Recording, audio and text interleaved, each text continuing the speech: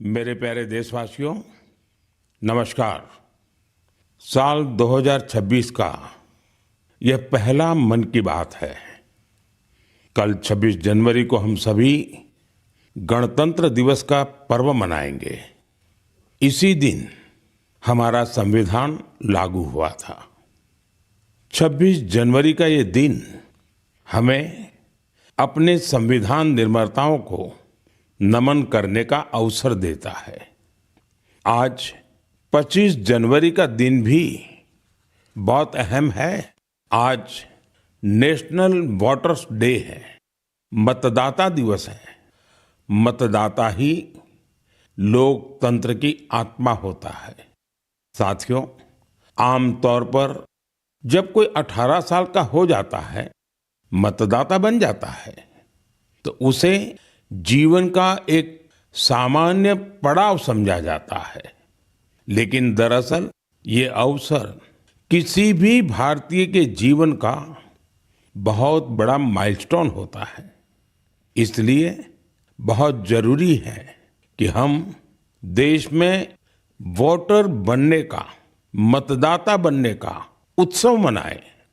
जैसे हम जन्मदिन पर शुभकामनाएं देते हैं और उसे सेलिब्रेट करते हैं, ठीक वैसे ही जब भी कोई युवा पहली बार मतदाता बने तो पूरा मोहल्ला, गांव या फिर शहर एकजुट होकर उसका अभिनंदन करें और मिठाइयां बांटी जाए।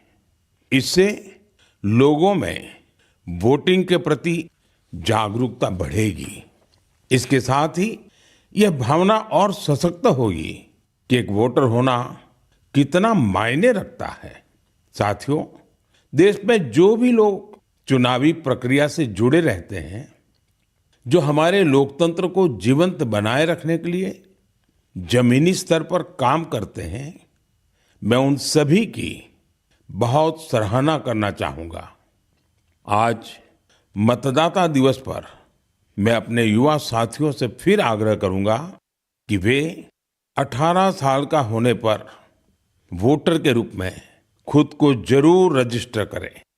संविधान ने हर नागरिक से जिस कर्तव्य भावना के पालन की अपेक्षा रखी है, इससे वो अपेक्षा भी पूरी होगी और भारत का लोकतंत्र भी मजबूत होगा।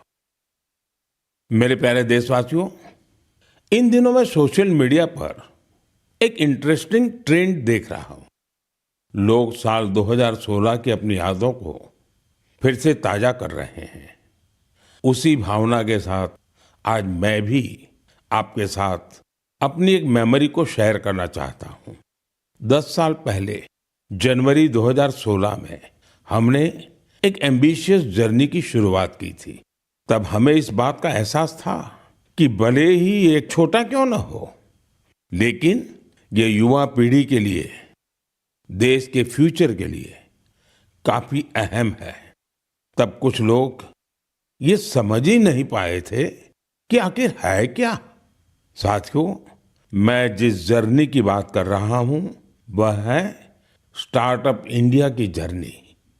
इस अद्भुत जर्नी के हीरो हमारे युवा साथी हैं। अपने कंफर्ट जोन से बाहर निकलकर उन्होंने जो इनोवेशन किए वो इतिहास में दर्ज हो रहे हैं। साथियों, भारत में आज दुनिया का तीसरा सबसे बड़ा स्टार्टअप इकोसिस्टम बन चुका है। ये स्टार्टअप्स लीग से हटके हैं। आज वे ऐसे सेक्टर्स में काम कर रहे हैं जिनके बारे में 10 साल पहले तक कल्पना भी नहीं की जा सकती थी। AI, space, nuclear energy, semiconductors, mobility, green hydrogen, biotechnology, आप नाम लीजिए और कोई ना कोई भारतीय स्टार्टअप उस सेक्टर में काम करते हुए दिख जाएगा। मैं अपने उन सभी युवा साथियों को सैल्यूट करता हूं जो किसी न किसी स्टार्टअप से जुड़े हैं या फिर अपना स्टार्टअप शुरू करना चाहते हैं। साथियों, आज मन की बात के माध्यम से मैं देशवासियों, विशेषकर इंडस्ट्री और स्टार्टअप से जुड़े युवाओं से एक आग्रह जरूर करना चाहता हूं। भारत की इकोनॉमी तेजी से आगे बढ़ रही है। भारत पर दुनिया की नजरें हैं। ऐसे समय में हम सब पर एक बहुत बड़ी जिम्मेदारी भी है। वो जिम्मेदारी है क्वालिटी पर जोर देने की। होती है, चलती है, चल जाएगा, ये युग चला गया। आइए इस वर्ष हम पूरी ताकत से क्वालिटी को प्राथमिकता दें। हम सबका एक ही मंत्र हो, क्वालिटी, क्वालिटी और सिर्फ क्वालिटी। कल से आज बेहतर क्वालिटी। हम जो भी मैन्युफैक्चर कर रहे हैं उसकी क्वालिटी को बेहतर बनाने का संकल्प लें। चाहे हमारे टेक्सटाइल हो, टेक्नोलॉजी हो या फिर electronics, even packaging. Indian product का मतलब ही बन जाए टॉप क्वालिटी। आइए एक्सीलेंस को हम अपना बेंचमार्क बनाएं। हम संकल्प लें, क्वालिटी में न कोई कमी होगी, न क्वालिटी से कोई समझौता होगा। और मैंने तो लाल किले से कहा था, जीरो डिफेक्ट, जीरो इफेक्ट। ऐसा करके ही हम विकसित भारत की यात्रा को तेजी से आगे ले जा पाएंगे। मेरे प्यारे देशवासियों, हमारे देश के लोग बहुत इनोवेटिव है। समस्याओं का समाधान ढूंढना हमारे देशवासियों के स्वभाव में है। कुछ लोग ये काम स्टार्टअप्स के जरिए करते हैं, तो कुछ लोग समाज की सामूहिक शक्ति से रास्ता निकालने का प्रयास करते हैं। ऐसा ही एक प्रयास उत्तर प्रदेश के आजमगढ़ में सामने आया है। यहां से होकर गुजरने वाली तमसा नदी को लोगों ने नया जीवन दिया है।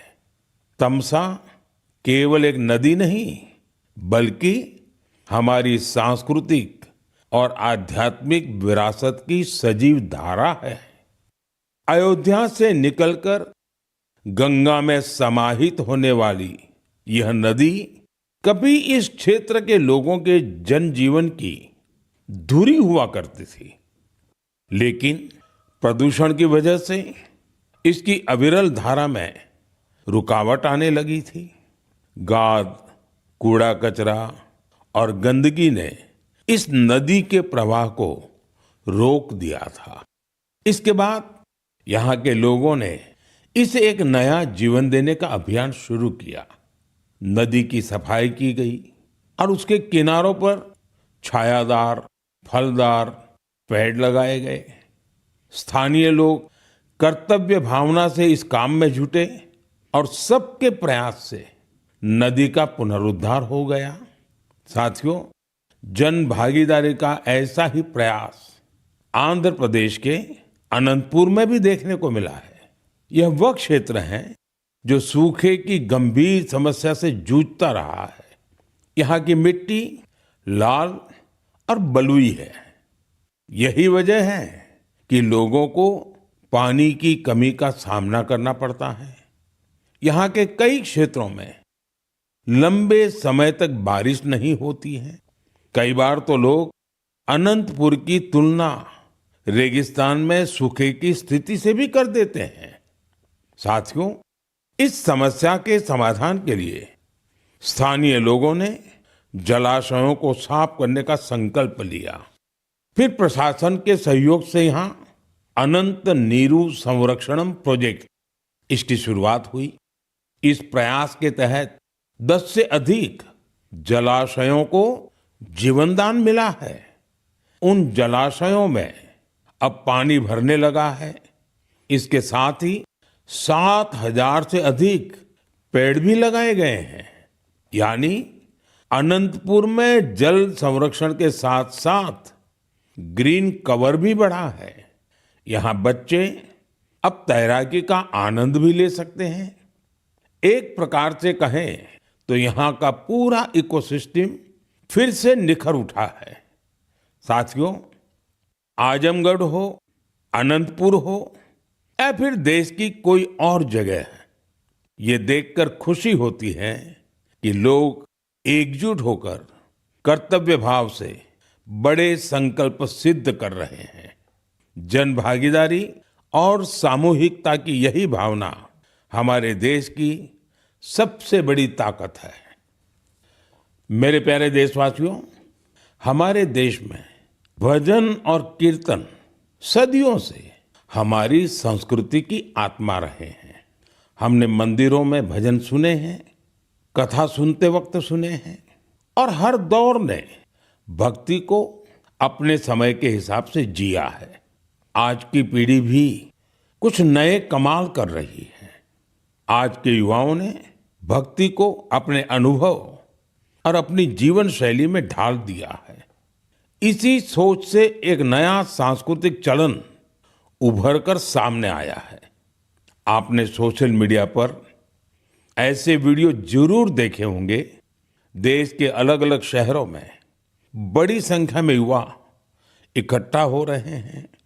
मंच सजा होता है, रोशनी होती है, संगीत होता है, पूरा तामझाम होता है और माहौल किसी कॉन्सर्ट से जरा भी कम नहीं होता है। ऐसा ही लग रहा है कि जैसे कोई बहुत बड़ा कॉन्सर्ट हो रहा है। लेकिन वहां जो गाया जा रहा होता है वो पूरी तन्मयता के साथ, पूरी लगन के साथ, पूरे लय के साथ, भजन की गूंज।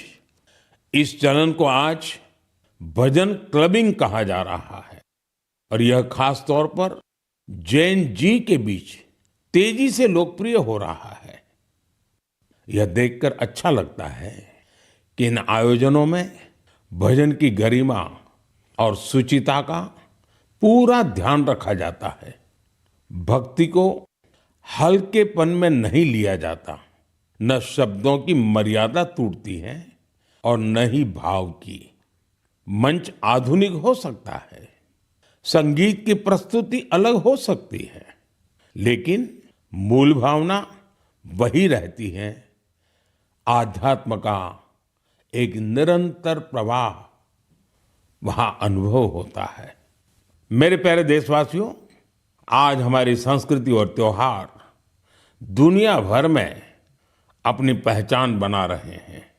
दुनिया के हर कोने में भारत के त्योहार बड़े उत्साह और उल्लास के साथ मनाए जाते हैं। हर तरह की कल्चरल वाइब्रेंसी को बनाए रखने में हमारे भारतवंशी भाई बहनों का अहम योगदान है। वो जहां भी हैं वहां अपनी संस्कृति की मूल भावना को संरक्षित कर और उसे आगे बढ़ा रहे हैं। इसको लेकर मलेशिया में भी हमारा भारतीय समुदाय बहुत सराहनीय कार्य कर रहा है। आपको यह जानकर सुखद आश्चर्य होगा कि मलेशिया में 500 से ज्यादा तमिल स्कूल है। इनमें तमिल भाषा की पढ़ाई के साथ ही अन्य विषयों को भी तमिल में पढ़ाया जाता है।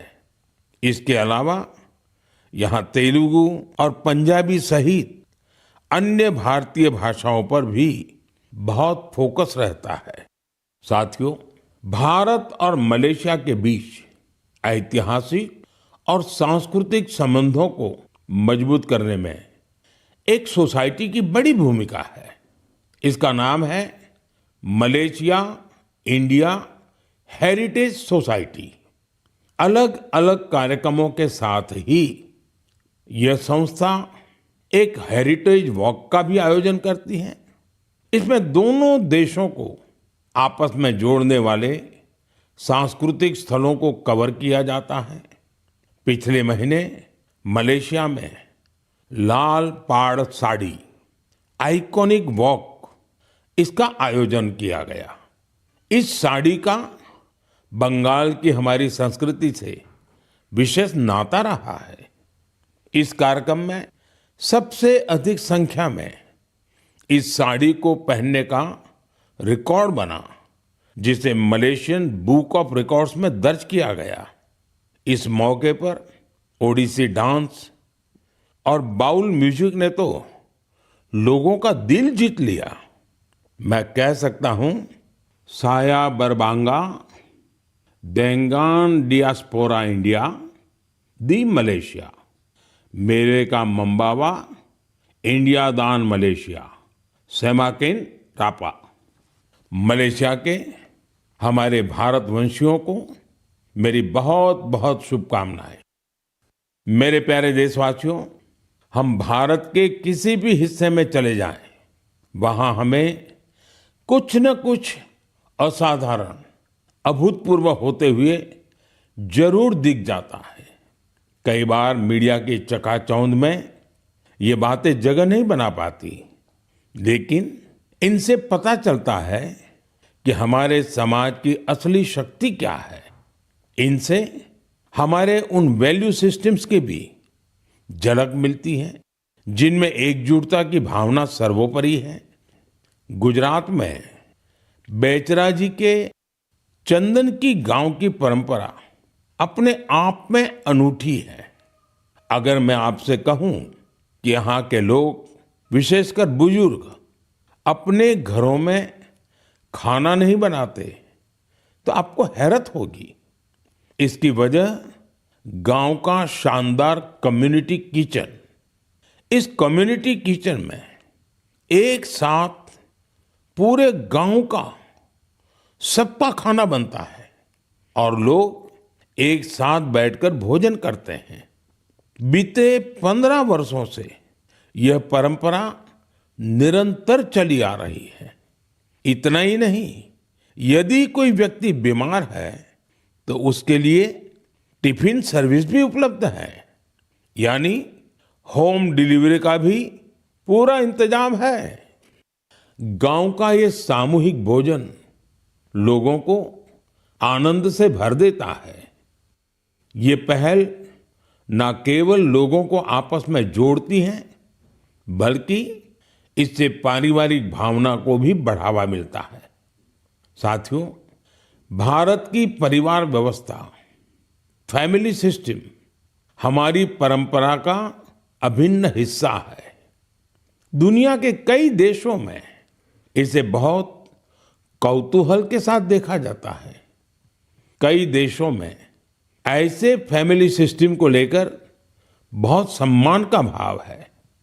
कुछ ही दिन पहले ही मेरे ब्रदर यूएई के राष्ट्रपति महामहिम शेख मोहम्मद बिन जायद अल नाहयान भारत आए थे। उन्होंने मुझे बताया कि यूएई साल 2026 को ईयर ऑफ फैमिली के रूप में मना रहा है। मकसद ये कि वहाँ के लोगों के बीच सौहार्द और सामुदायिक भावना और मजबूत हो।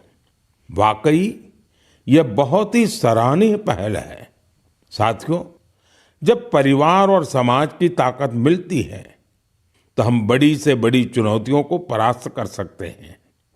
मुझे अनंतनाग के शेखगुंड गांव के बारे में जानकारी मिली है। यहाँ ड्रग्स, तंबाकू, सिगरेट और शराब से जुड़ी चुनौतियां काफी बढ़ गई थी। इन सब को देखकर यहाँ के मीर जाफर जी इतना परेशान हुए कि उन्होंने इस समस्या को दूर करने की ठान ली। उन्होंने गांव के युवाओं से लेकर बुजुर्गों तक सभी को एकजुट किया। उनकी इस पहल का असर कुछ ऐसा रहा कि वहां की दुकानों ने तंबाकू उत्पादों को बेचना ही बंद कर दिया। इस प्रयास से ड्रग्स के खतरों को लेकर भी लोगों में जागरूकता बढ़ी है। साथियों, हमारे देश में ऐसी अनेक संस्थाएं भी हैं जो वर्षों से निस्वार्थ भाव से समाज सेवा में जुटी हैं। जैसे एक संस्था है पश्चिम बंगाल के पूर्व मेदिनीपुर के फरीदपुर में। इसका नाम है विवेकानंद लोक शिक्षा निकेतन। ये संस्था पिछले 4 दशक से बच्चों और बुजुर्गों की देखभाल में जुटी है। गुरुकुल पद्धति की शिक्षा और टीचर्स की ट्रेनिंग के साथ ही ये संस्था समाज कल्याण के कई नेक कार्यों में जुटी है। मेरी कामना है कि निस्वार्थ सेवा का यह भाव देशवासियों के बीच निरंतर और अधिक सशक्त होता रहे। मेरे प्यारे देशवासियों, मन की बात में हम निरंतर स्वच्छता के विषय को उठाते रहे हैं। मुझे ये देखकर गर्व होता है हमारे युवा अपने आसपास की स्वच्छता को लेकर बहुत सजग हैं। अरुणाचल प्रदेश में हुए एक ऐसे ही अनूठे प्रयास के बारे में मुझे जानकारी मिली है। अरुणाचल वो धरती है जहां देश में सबसे पहले सूर्य की किरणें पहुंचती हैं। यहाँ लोग जय हिंद कहकर एक दूसरे का अभिवादन करते हैं। यहाँ ईटानगर में युवाओं का समूह उन हिस्सों की सफाई के लिए एकजुट हुआ जिन पर ज्यादा ध्यान देने की जरूरत थी। इन युवाओं ने अलग अलग शहरों में सार्वजनिक स्थलों की साफ सफाई को अपना मिशन बना लिया। इसके बाद ईटानगर, नाहरलागुन, दोईमुख, सेप्पा, पालिन और पासीघाट, वहां भी ये अभियान चलाया गया। ये युवा अब तक करीब 11 लाख किलो से अधिक कचरे की सफाई कर चुके हैं।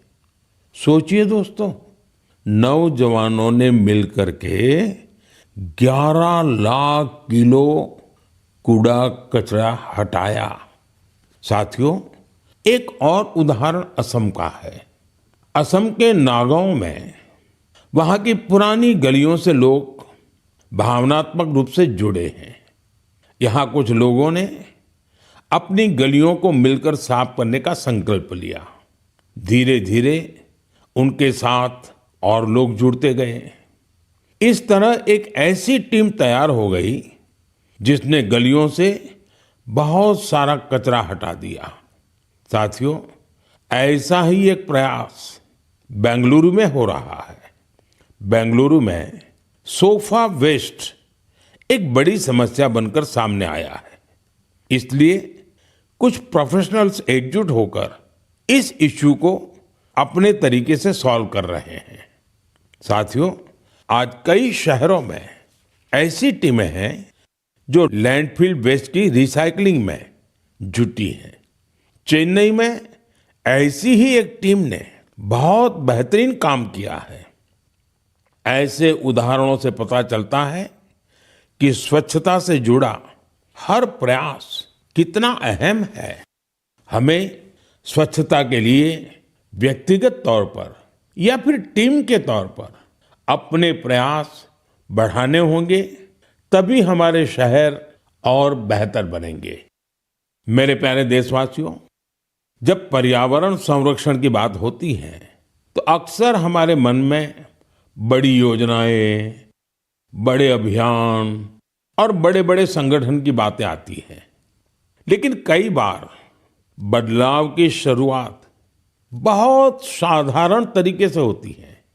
एक व्यक्ति से, एक इलाके से, एक कदम से, और लगातार की गई छोटी छोटी कोशिशों से भी बड़े बदलाव आते हैं।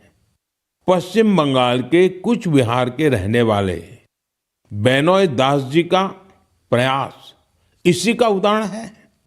पिछले कई वर्षों से उन्होंने अपने जिले को हरा भरा बनाने का काम अकेले दम पर किया है। बेनोय दास जी ने हजारों पेड़ लगाए हैं। कई बार पौधे खरीदने से लेकर उन्हें लगाने और देखभाल करने के सारा खर्च खुद ने उठाया है। जहां जरूरत पड़ी वहां स्थानीय लोगों, छात्रों और नगर निकायों के साथ मिलकर काम किया। उनके प्रयासों से सड़कों के किनारे हरियाली और बढ़ गई है। साथियों, मध्य प्रदेश में पन्ना जिले के जगदीश प्रसाद अहिरवार जी, उनका प्रयास भी बहुत ही सराहनीय है। वो जंगल में बीट गार्ड के रूप में अपनी सेवाएं देते हैं। एक बार गश्त के दौरान उन्होंने महसूस किया कि जंगल में मौजूद कई औषधीय पौधों की जानकारी कहीं भी व्यवस्थित रूप से दर्ज नहीं है। जगदीश जी ये जानकारी अगली पीढ़ी तक पहुंचाना चाहते थे, इसलिए उन्होंने औषधीय पौधों की पहचान करना और उनका रिकॉर्ड बनाना शुरू किया। उन्होंने 125 से ज्यादा औषधीय पौधों की पहचान की। हर पौधे की तस्वीर, नाम, उपयोग और मिलने के स्थान की जानकारी जुटाई। उनकी जुटाई गई जानकारी को वन विभाग ने संकलित किया और किताब के रूप में प्रकाशित भी किया। इस किताब में दी गई जानकारी अब रिसर्चर, छात्रों और वन अधिकारियों के बहुत काम आ रही है। साथियों, पर्यावरण संरक्षण की यही भावना आज बड़े स्तर पर भी दिखाई दे रही है। इसी सोच के साथ देश भर में एक पेड़ मां के नाम अभियान चलाया जा रहा है। इस अभियान से आज करोड़ों लोग जुड़ चुके हैं। अब तक देश में 200 करोड़ से ज्यादा पेड़ लगाए भी जा चुके हैं। ये बताता है कि पर्यावरण संरक्षण को लेकर अब लोग ज्यादा जागरूक हैं और किसी न किसी रूप में अपना योगदान देना चाहते हैं। मेरे प्यारे देशवासियों, मैं आप सभी की एक और बात के लिए बहुत सराहना करना चाहता हूं। वजह है मिलेट्स, यानी श्री अन्न। मुझे ये देखकर खुशी है कि श्री अन्न के प्रति देश के लोगों का लगाव निरंतर बढ़ रहा है। वैसे तो हमने 2023 को मिलेट ईयर घोषित किया था, लेकिन आज 3 साल बाद भी इसको लेकर देश और दुनिया में जो पैशन और कमिटमेंट है वो बहुत उत्साहित करने वाला है। साथियों, तमिलनाडु के कल्लकुरिची जिले में महिला किसानों का एक समूह प्रेरणा स्रोत बन गया है। यहाँ के पेरिया पालयम मिलेट एफपीसी से लगभग 800 महिला किसान जुड़ी हैं।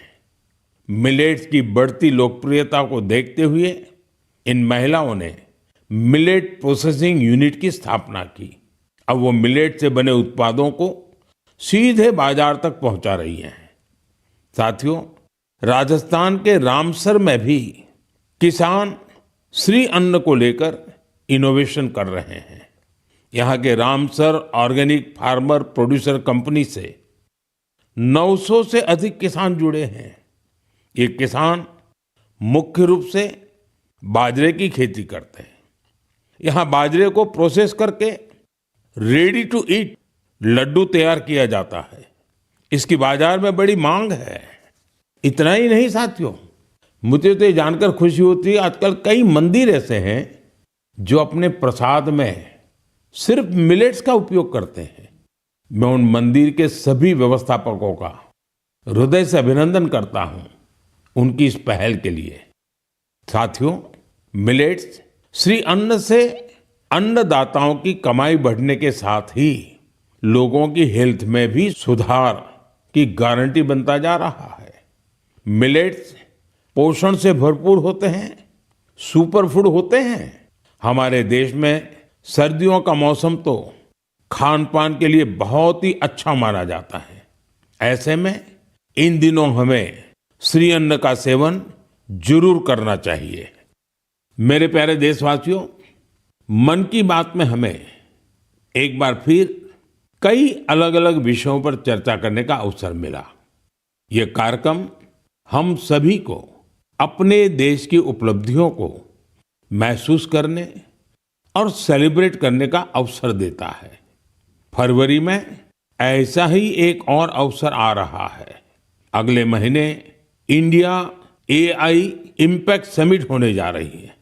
इस समिट में दुनिया भर से, विशेषकर टेक्नोलॉजी के क्षेत्र से जुड़े एक्सपर्ट भारत आएंगे।